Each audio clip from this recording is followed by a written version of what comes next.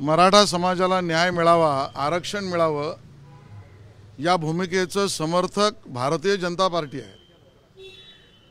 किंबहुना आताही मनोज जरांगे यांनी केलेल्या आंदोलनामध्ये मराठा समाजालाच अधिक न्यायिक मिळावं या त्यांच्या मागणीला सभागृहामध्ये मी स्वतः आणि आम्ही सगळ्यांनी समर्थन दिलं आहे।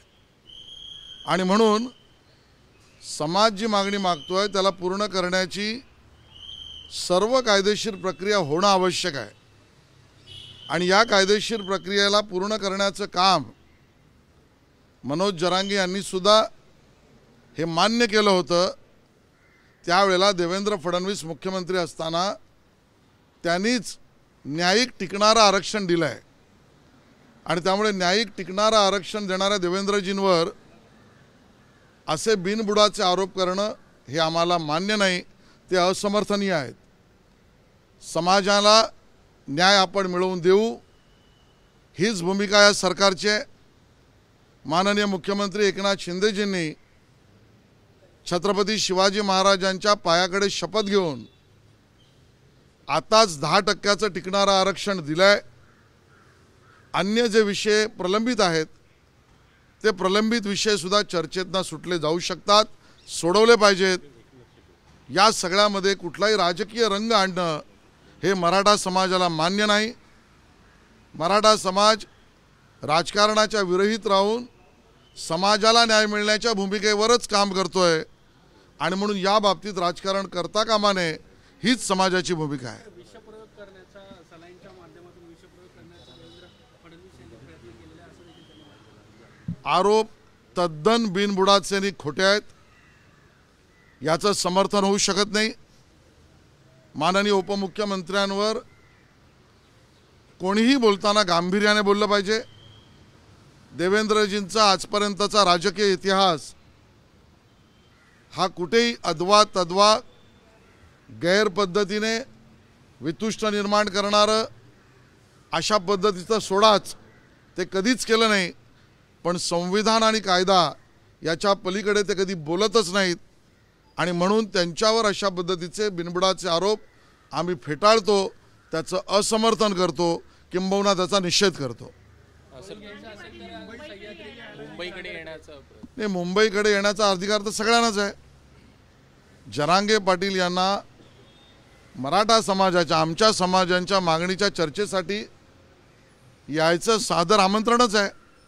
देवेंद्रजी सुद्धा स्वतः मराठा समाजाच्या आरक्षणाच्या भूमिकेत एकदा काय 50 वेळा मराठा समाजाच्या नेत्यांशी चर्चा त्यांनी केल्या आणि यापुढेही करतील। त्यामुळे मराठा समाजाच्या आरक्षणात न्यायिक भूमिका घेणाऱ्या देवेंद्रजींवर राजकीय आरोप करणे टाळावे एवढीच त्यांना आमची विनंती आहे। आज मनोज जरांगे पाटील यांनी पूर्ण पत्राद्वारे देवेंद्र फडणवीस हेच टार्गेट होते, याच्यामुळे कुठल्या राजकीय पक्ष हात आहे असं मला वाटते का?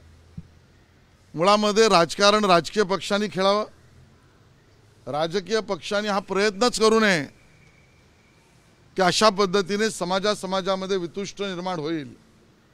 आणि म्हणून या सगळ्यात राजकीय वास येण्याची स्थिती का निर्माण झाली याचा विचार मराठा समाज नक्की करतोय।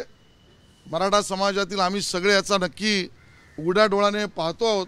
आणि म्हणून मला असं वाटतं ज्यांनी आतापर्यंत टिकणारं आरक्षण मुख्यमंत्रीपदाच्या काळात दिलं, ज्यांनी उपमुख्यमंत्री म्हणून एकनाथजींबरोबर अजितदादांबरोबर 10% आरक्षण दिलं आणि गृहमंत्री म्हणून सुद्धा चोख प्रतिक्रिया बजावत आहेत, त्यांच्यावर आरोप करणं भारतीय जनता पक्षाला मान्य नाही। आम्ही ते फेटाळतोय आणि याच्यात राजकारण जर कोणी करू पाहत असेल तर त्याचा राजकीय सामना करायला आम्ही समर्थ आहोत।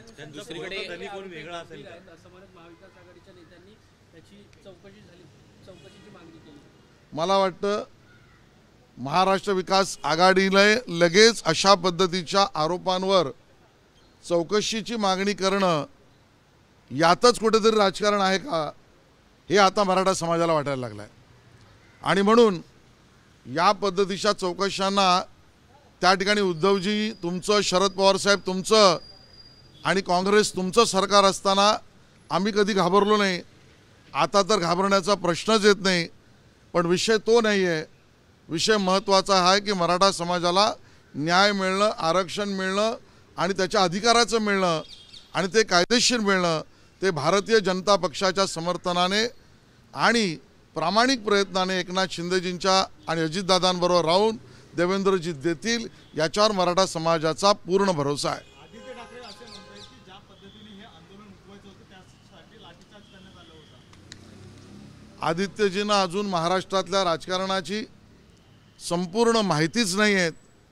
जे वरळीच्या मतदारसंघातील लोकांना ओळखू शकले नाहीत ते राज्याच्या राजकारणावर आणि त्यात असलेल्या विविध आंदोलनांवर भाष्य करतायत. याला दुधाचे दात न पडता त्या ठिकाणी मोठा घास घेण्याचा त्यांनी प्रयत्न केला आहे एवढंच मी म्हणेन.